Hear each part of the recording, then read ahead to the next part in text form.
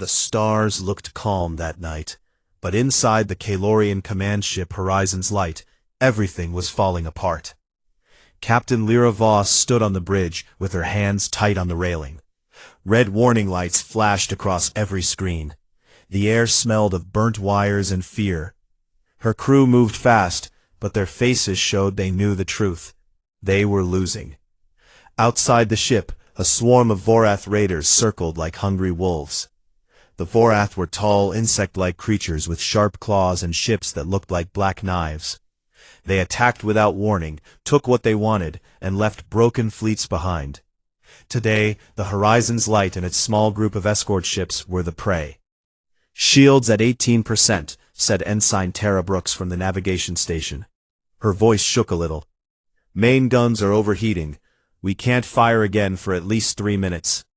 Lyra nodded, but did not speak. She already knew the numbers. The Vorath had 6 heavy cruisers and dozens of smaller attack craft. The Kalorian fleet had 1 command ship, 2 light cruisers, and 4 support vessels. Half of those were already dark and drifting, their crews gone or dying. "Any reply from the Galactic Concord?" Lyra asked. Lieutenant Marcus Hale checked his console again. "Nothing, Captain. Our long-range signal went out 12 minutes ago. Either they are too far, or they do not want to get involved." Lyra closed her eyes for 1 second. The Concord was supposed to protect peaceful worlds like Kalor. But the Vorath moved fast and struck hard. Help was often too late. She opened the ship-wide channel. Her voice stayed steady, even though her heart beat like a drum. "This is Captain Voss. All hands, this is not a drill. We are under heavy attack. Engineering, give me everything you have left. Weapons, keep firing until the barrels melt. Everyone else, stay at your posts. We fight until the end." She turned off the channel and looked at her crew.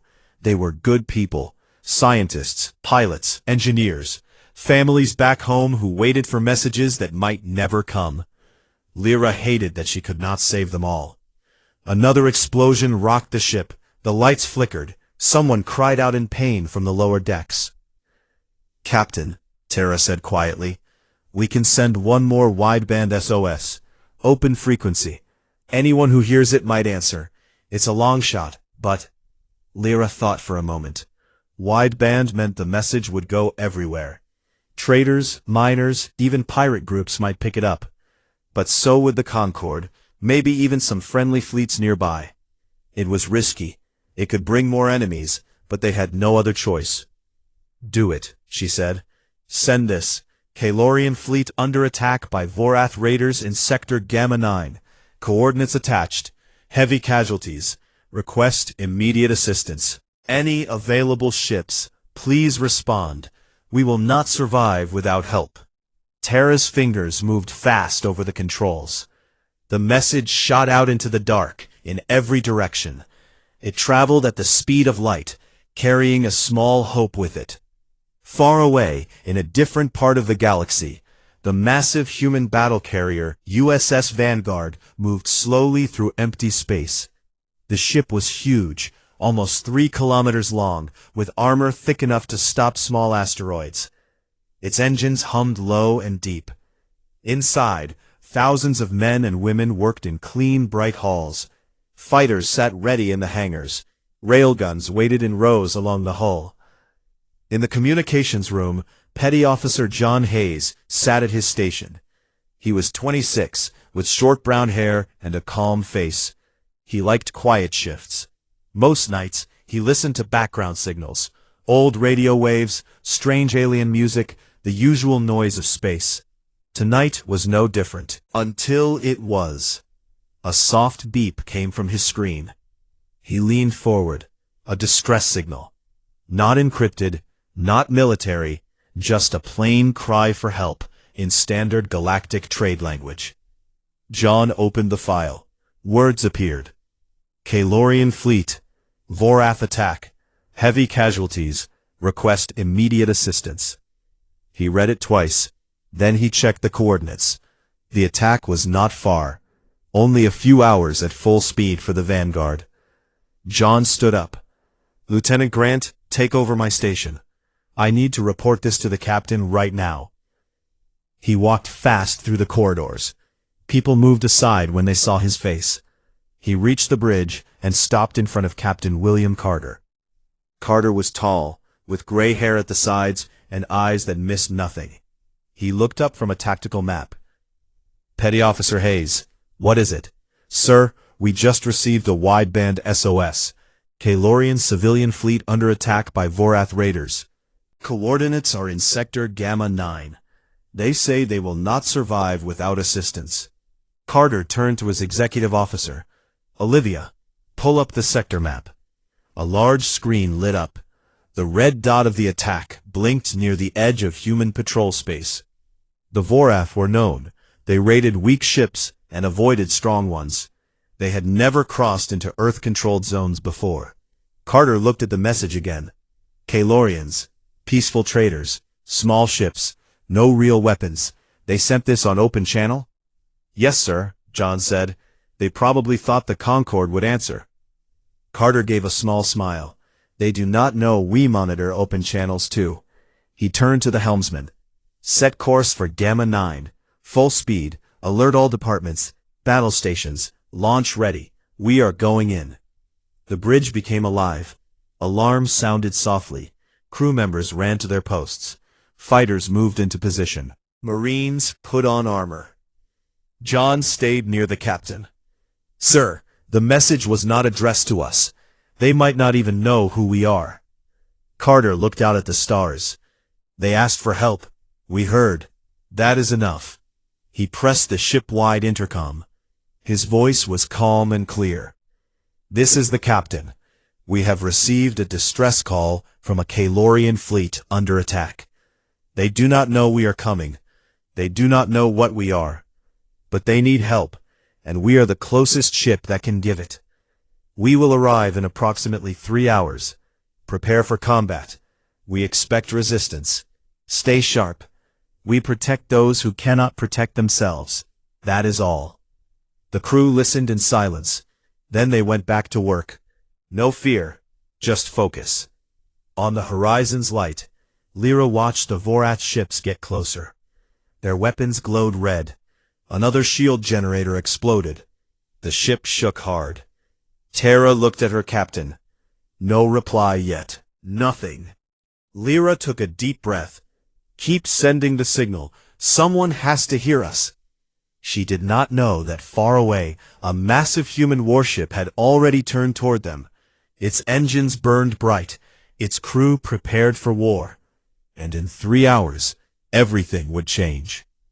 The Kalorians had sent an SOS into the dark. On the bridge of the horizon's light, time felt slow and heavy. Every second stretched like a tightrope about to snap. Captain Lyra Voss kept her eyes on the main view screen. The Vorath ships grew larger with each passing minute.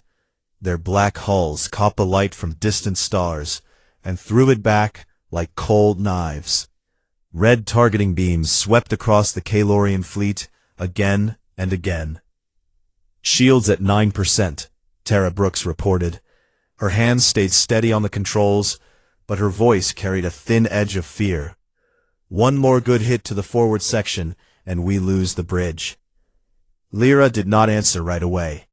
She watched a small Vorath fighter dart past, too fast for their damaged guns to track. Explosions bloomed silently in the void as another escort ship broke apart. Pieces of metal and frozen air drifted away like sad snow. How long until they board us? Lyra asked quietly. 10 minutes at most, Marcus Hale said from his station. They are already launching boarding pods. Small, fast ones. They want prisoners this time. Or slaves. Lyra felt a cold knot in her stomach. The Vorath did not always kill. Sometimes they took survivors back to their hive worlds. Those who went never came back the same. Stories from rescued crews told of dark cells, strange lights, and minds broken slowly. She turned to the communications officer. Still no reply to the SOS? Nothing clear, Captain, the officer said. We picked up some faint chatter on open channels. Traders talking about prices. A mining drone reporting a rock field. But no ships saying they are coming. Lyra nodded once. She had expected this. The galaxy was big. Help was rare when you needed it most. Then Terra's console beeped sharply. She leaned in close. Wait. Long-range sensors just picked something up. One contact, very large, coming in fast from the outer edge of the sector. Voroth reinforcement. No, Terra said slowly. Signature does not match. It is bigger than anything we have seen. Energy output is off the charts. It is moving at speeds we thought only experimental ships could reach. The bridge grew quiet. Everyone looked at the screen. A single blip appeared on the edge of the scan range. It grew brighter and larger with every heartbeat. No swarm, no fleet, just one ship. Identification? Lyra asked. None yet, Marcus said. It is not broadcasting any standard Concord code. Not Voroth either. The computer is trying to match it now. A soft alarm sounded. The unknown ship had entered active scan range. Data started to flow in. Terra read the numbers out loud. Length, almost 3 kilometers. Mass, over 2 million tons. Multiple power cores. Weapons arrays along the entire hull. Launch bays for hundreds of small craft. Armor thickness. The readings are inconsistent. It looks like layered composites we have never cataloged. Lyra felt the air change. The crew exchanged glances. Some looked hopeful. Others looked afraid. Could it be a Concord battleship? Someone asked from the back. No, Marcus answered. Concord ships are smaller, slower. This thing is accelerating like it has no mass at all. Terra pulled up an enhanced image. The shape appeared on the main screen. Long, sharp, covered in turrets and launch tubes. A massive forward section, shaped like a blunt arrowhead. Engine cones glowed blue-white at the rear.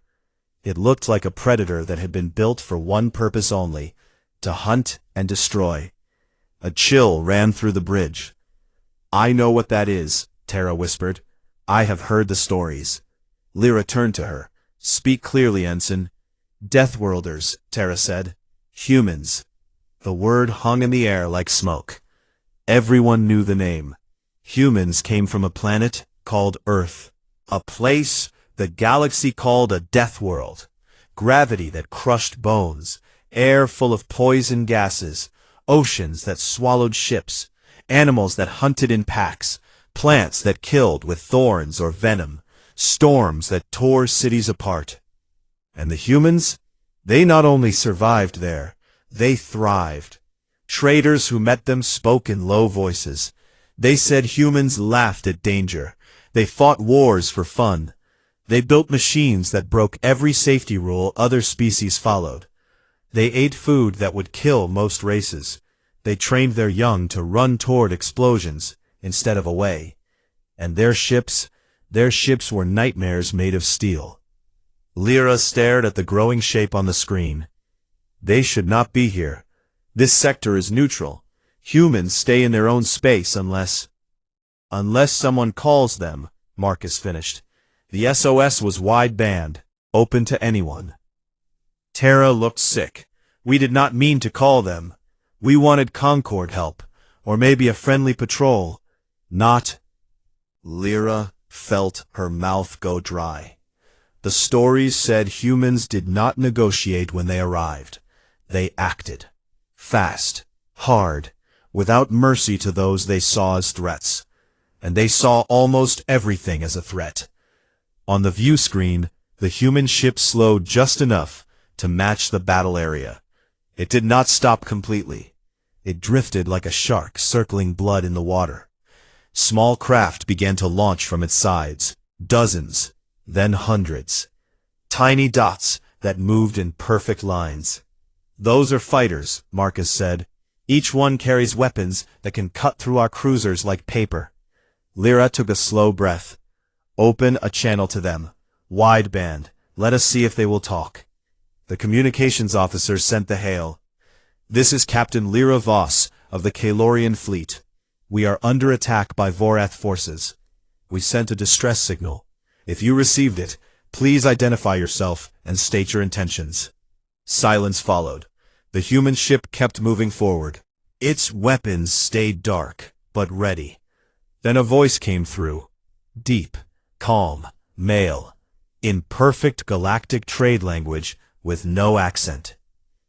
"This is Captain William Carter of the United Earth Navy vessel Vanguard.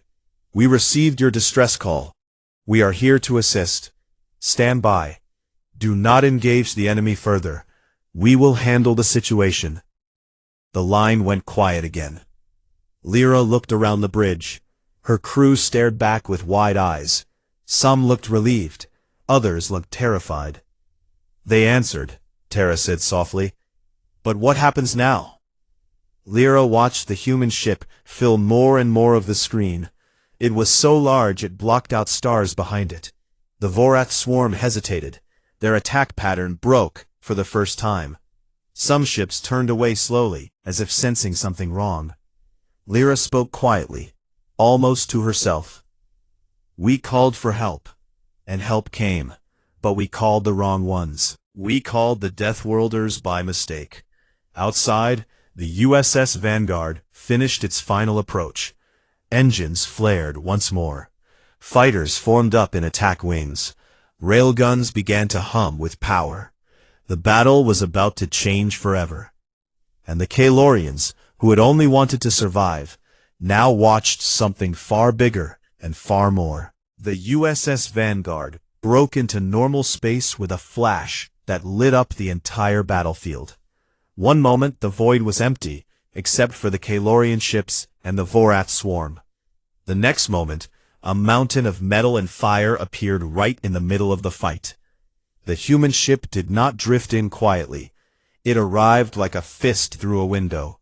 Engines flared bright blue, then went dark as the massive hull settled into position between the two fleets. On the horizon's light bridge, every screen filled with the image of the Vanguard. It looked impossible. Too big, too perfect, too dangerous. The Kalorian crew stared without blinking. Some mouths hung open. Others stepped back from their stations as if the ship itself might reach through the view screen and grab them. Captain Lyra Voss gripped the railing harder. Her knuckles turned white. "That is no ordinary warship," she said. "That is a predator in armor." Tara Brooks zoomed in on the hull. Scars ran across it, like old battle wounds. Some looked fresh. Others were deep and patched over many times. Rows of gun ports lined the sides, each one bigger than a Kalorian shuttle. Launch bays opened slowly. Small shapes poured out like angry bees from a broken hive. "Those are fighters," Marcus Hale said. His voice sounded small. "Over 200 already in formation. They move like they share one mind." The Vorath swarm noticed too. Their attack pattern broke. Ships that had been closing in for the kill now slowed and turned. Some fired wild shots at the new arrival. The beams hit the Vanguard's armor and simply vanished. No explosion, no damage, just gone. A voice came over the open channel again, the same calm male voice from before. "This is Captain William Carter of the United Earth Navy. All Vorath vessels, you are in violation of neutral space protocols and have attacked civilian ships. Power down weapons and engines immediately. Prepare to be boarded. You have 1 minute to comply." No answer came from the Vorath. Instead, their largest cruiser turned its main gun toward the Vanguard. A bright red beam lanced out. It struck the human ship dead center on the forward section. The Vanguard did not flinch. A faint shimmer appeared along the impact point. Then nothing. The beam scattered like water on hot metal. Carter's voice returned, still calm, almost bored. "Warning ignored. Engaging now." The change happened fast. Human fighters shot forward in perfect lines. Lieutenant Daniel Hayes led the first squadron. His voice crackled over the Vanguard's internal comms. "Blue Wing, Form up. Targets marked. Hit hard, hit fast. No fancy moves, just results. The fighters split into groups. Some dove toward the Vorath capital ships. Others circled the smaller raiders. Lasers and missiles flew in bright streaks. Vorath point defense guns tried to track them. The human pilots moved like they knew every shot before it came. One fighter twisted between two enemy beams, fired once, and turned a Vorath frigate into a cloud of sparks. On the horizon's light, Lyra watched in silence. "They are not even trying hard," she said. Terra nodded slowly. "It looks like practice to them." Back on the Vanguard bridge, Captain Carter stood with his hands behind his back. He watched the tactical display. Red icons for Vorax ships blinked and vanished one by one. Green icons for human fighters stayed steady. "Railguns online," the weapons officer reported. "Targets locked. 3 Vorath heavies in prime range." "Fire at will," Carter said. The Vanguard's side lit up like a storm. Long silver streaks shot out from the hull. Each railgun round moved so fast it left a trail of glowing air behind it. The first hit a Vorath cruiser in the middle. The ship folded like paper. Secondary explosions ripped through its decks. The second and third rounds found their marks too. 3 heavy ships became burning wrecks in less than 10 seconds. The Vorath broke. Smaller raiders turned to run. Larger ones tried to form a defensive wall. It did not help. Human fighters chased them down. Boarding pods launched from the Vanguard next. They looked like black arrows tipped with red lights. Each one carried a squad of human marines in heavy powered armor. Sergeant Matthew Cole sat in the lead pod. His team checked weapons one last time. The pod shook as it left the launch tube. "Remember the briefing," Cole said over the squad channel. "Non-lethal where possible, but if they resist, end it quick. These bugs do not take prisoners nicely." The pods slammed into Vorath hulls. Cutting torches burned through armor. Marines poured inside. They moved in low gravity with smooth steps. Rifles hummed. Stun rounds dropped enemies who tried to fight. Real rounds cut down those who did not. On the horizon's light, the crew watched the battle turn into a rout. Vorath ships that had terrified them minutes ago now fled or died. The human warship sat in the center like a king on a throne. It fired only when needed. Most of the work came from the small craft and the boarding teams. Lyra opened a channel to the Vanguard again. "Captain Carter, this is Captain Voss. Thank you. We did not expect this level of response." Carter's face appeared on the screen for the first time. He looked middle-aged, short gray hair, steady blue eyes, no smile, no anger, just calm focus. "You sent a distress call, Captain Voss. We answered. That is the job. But your ship, your forces, you are ending this fight alone." Carter glanced at something off-screen. "We are not alone. We have each other, and we do not like bullies." He paused. "Your fleet is safe now. We will stay until the area is clear. Do you need medical teams? Repair assistance?" Lyra felt something strange in her chest. Relief mixed with awe, and a little fear that would not go away. These humans had come from nowhere. They had crushed an enemy fleet in minutes, and they spoke like it was nothing special. "Yes," she said finally, "we have wounded, and our ships need help to move again." "Understood. Medical shuttles launching now. Stand by." The channel closed. Terra looked at Lyra. "They are sending doctors, after all that." Lyra stared at the massive ship outside. Fighters still circled. Marines still cleared the last Vorath vessels. The Vanguard floated calm and huge. "They did not come to talk," Lyra said quietly. "They came to finish it." The battle was over. But the Kalorians knew something new now. They had sent one simple message into the dark. And the Deathworlders had listened. They had come. and nothing in the galaxy would feel the same again. The fight turned into a one-sided hunt. The Vorath raiders, who had come to take and destroy, now ran like scared animals.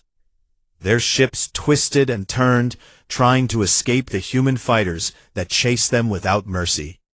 Bright flashes lit the black space every few seconds. Each flash meant another Vorath vessel gone. Lieutenant Daniel Hayes flew his fighter low across the hull of a fleeing Vorath cruiser. His wingman stayed close. "Target locked," Daniel said into the comm. "Missiles away." Two streaks of white light left his wings. They hit the enemy engines. The cruiser bloomed into a flower of fire and metal pieces. Daniel pulled up hard. "That's 4 for me today. Keep count, boys." On the Vanguard bridge, Captain William Carter watched the tactical screen. Icons for Vorath ships blinked out one after another. The remaining ones clustered together, trying to shield their biggest ship. It was a mistake. "Main batteries ready," the weapons officer said. "We have clear shots on the lead heavy and 2 supports." Carter gave a small nod. "Fire a single volley. Show them what happens when they do not listen." The Vanguard shook gently as its railguns spoke. Long silver lines shot across the distance. The first round punched through the Vorath lead ship like a hot knife through soft bread. The ship split open. Air and fire poured out into space. The other 2 rounds found their marks too. 3 ships died in the same heartbeat. The Vorath broke completely. No more formation. No more attack runs. Just panic. Ships scattered in every direction. Some tried to jump into hyperspace. Most did not make it. Human fighters caught them before the drives could charge. Boarding action went even faster. Sergeant Matthew Cole kicked open the last hatch on a captured Vorath frigate. His powered armor hummed with each step. Behind him, his squad moved in tight groups. Lights from their helmets cut through the dark corridors. Vorath warriors waited at the end of one hull. They hissed and raised their claw weapons. Cole raised his rifle. "Last chance. Drop your weapons." The aliens charged instead. The humans fired stun rounds first. Blue pulses dropped the front line. When the rest kept coming, real rounds followed. Short, controlled bursts. The corridor filled with smoke and the sharp smell of burnt air. In less than a minute, the fight ended. Vorath bodies lay still. Humans checked them for life, then moved on. Cole spoke into his comm. "Deck 3 clear. Moving to engineering. No heavy resistance." Back on the horizon's light, Captain Lyra Voss watched every move on her screens. The humans worked like machines that never got tired. They cleared ship after ship. They saved Kalorian escape pods that had drifted too close to the fight. They even pulled survivors from broken Vorath hulls when they could. Tara Brooks shook her head slowly. They are not just winning. They are ending it. Completely. Lyra agreed. No prisoners taken unless they surrender. No ships left to run home and tell stories. They make sure the threat dies here. A new voice came over the open channel. It was Captain Carter again. "This is Vanguard Actual. All Vorath forces have been neutralized or scattered. The area is secure. Captain Voss, your fleet is clear to move. We will provide escort until you reach safe space." Lyra opened the reply channel.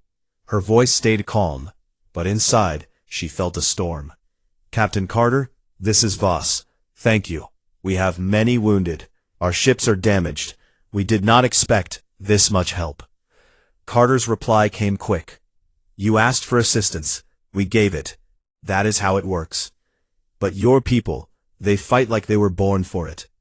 A short pause. Then Carter said, "We were. Our world made us that way. Now we use it to keep others safe when we can." Lyra looked at her crew. They listened to every word. Some smiled for the first time in hours. Others still looked shocked. Carter continued, "We are launching repair teams and medical units. They will board your ships if you allow it. Our doctors can treat most injuries. Our engineers can patch hulls and restore power. Let us know if you need anything else. Lyra took a deep breath. We accept. And thank you again. From all of us. The channel closed. Minutes later, human shuttles left the Vanguard. They were small compared to the giant ship, but each one carried doctors, nurses, and engineers in clean white suits. They docked smoothly with the damaged Kalorian vessels. Teams moved fast. They carried stretchers. They set up portable medical bays. They welded broken sections and rerouted power lines. On the Horizon's light bridge, a human medic stepped in first. She was young, with short brown hair and steady hands. Her name tag read, Ensign Olivia Grant. She looked around at the tired Kalorian faces. I am here to help with your wounded, she said, in clear galactic trade language. We have painkillers, regen gel, and trauma kits. Who needs attention first? Lyra pointed to a crew member sitting against the wall. Blood soaked his uniform. Olivia moved to him without hesitation. She opened her kit and worked quickly. The Kalorian relaxed as the pain faded. Marcus Hale watched from his station. They are efficient. Too efficient. Tara smiled a little. Maybe that is why they scare everyone. The cleanup went on. Human Marines finished clearing the last Vorath ships. They gathered data cores and weapons for study. Then they set charges. Bright flashes marked the end of the enemy vessels. Nothing was left for the Vorath to salvage or use again. Captain Carter appeared on the screen once more. This time his face filled the view. Captain Voss, our scans show no more threats in the sector. Your fleet can jump out when ready. We will stay on station until you are gone. Lyra met his eyes through the screen. You did not have to stay. You could have left after the fight. Carter gave a small shrug. We finish what we start. Safe travels, Captain. The screen went dark. Lyra turned to her crew. Prepare for jump. Medical teams, finish what you need. We are going home. The Horizon's light engines hummed back to life. Other Kalorian ships followed. They moved slowly at first, then faster, as repairs held. As the fleet pulled away, Lyra looked back at the Vanguard one last time. The huge ship sat alone in the empty space. Fighters returned to its bays. Lights dimmed along its hull. It looked calm now. Peaceful almost. But Lyra knew better. That ship had just crushed a fleet that had terrified her people for years. It had done it in less time than it took to eat a meal, and the humans called it routine. She sat down in her chair. Her hands still shook a little. They had sent one simple SOS. The Deathworlders had answered, and the galaxy would never forget what happened when they did. The Horizon's light moved slowly away from the battlefield. Its engines hummed low and steady now. Repair patches glowed on the hull where human engineers had worked. Inside the ship, the air felt lighter. Crew members helped each other stand. Medics carried stretchers to the medical bay. Soft voices talked about home, about families waiting far away. For the first time in hours, people smiled. Captain Lyra Voss stayed on the bridge. She watched the tactical display. The red dots of Vorath ships were gone. Only green markers showed the Kalorian fleet, and one large blue icon, the USS Vanguard. The human ship followed at a safe distance. It did not crowd them. It simply stayed close enough to protect. Lyra turned to Tara Brooks. How are the wounded? Most are stable, Tara said. The human doctors use something called nanites. They close wounds in minutes. Our people will live. Lyra nodded. And the repairs? Power is back to 80%. Jump drive is ready. We can leave this sector in 10 minutes. Lyra looked out the main window. The Vanguard floated there like a quiet mountain. Its lights were dim now. Fighters no longer flew around it. The battle was over. The threat was gone, but questions stayed. She opened a final channel to the human ship. Captain Carter, this is Captain Voss. We are preparing to jump. Before we go, I would like to meet you, face to face, if that is possible. A short pause. Then Carter's voice came back, calm as always. "We can do that. I will send a shuttle to your hangar bay. 2 officers and myself. No weapons, no armor, just us." Lyra felt surprise. "You trust us that much? You asked for help, we gave it. Trust goes both ways." The channel closed. 20 minutes later, a small human shuttle docked smoothly with the horizon's light. The hangar bay doors opened. 3 figures stepped out. Captain William Carter walked first. He wore a simple gray uniform, with no rank marks visible. Behind him came a tall woman in the same uniform, Lieutenant Commander Emma Lawson, and a younger man carrying a medical kit, Dr. Nathan Brooks. Lyra waited at the end of the ramp, with Tara and Marcus. No guards, no weapons, just like the humans. Carter stopped a few steps away. He looked around the hangar. Then he met Lyra's eyes. "Captain Voss, good to see you in person." Lyra stepped forward. "Captain Carter, thank you for coming, and for everything else."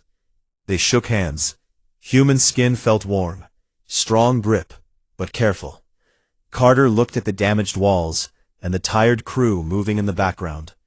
"Your people fought well. They held on longer than most would." Lyra gave a small smile. "We had no choice. You gave us one." They walked to a small meeting room nearby. The door closed behind them. No guards, no recorders, just quiet. Lyra spoke first. "We sent that SOS on open channels. We hoped for Concord help, or maybe a traitor with guns. We never fought. We never meant to call you." Carter leaned back in his chair. "We monitor open channels. Always have. Your message came through clear. Coordinates, names, numbers. We were the closest ship that could respond." "But why?" Tara asked. "You did not know us. You had no treaty with Kalor. You could have ignored it." Carter looked at her. "We do not ignore distress calls. Not when we hear them. Our world taught us that. If someone is dying and you can help, you help. Simple as that." Marcus spoke up. "But the way you fight, the speed, the power, it scares us. Stories say humans are dangerous, that you enjoy war." Carter gave a short laugh.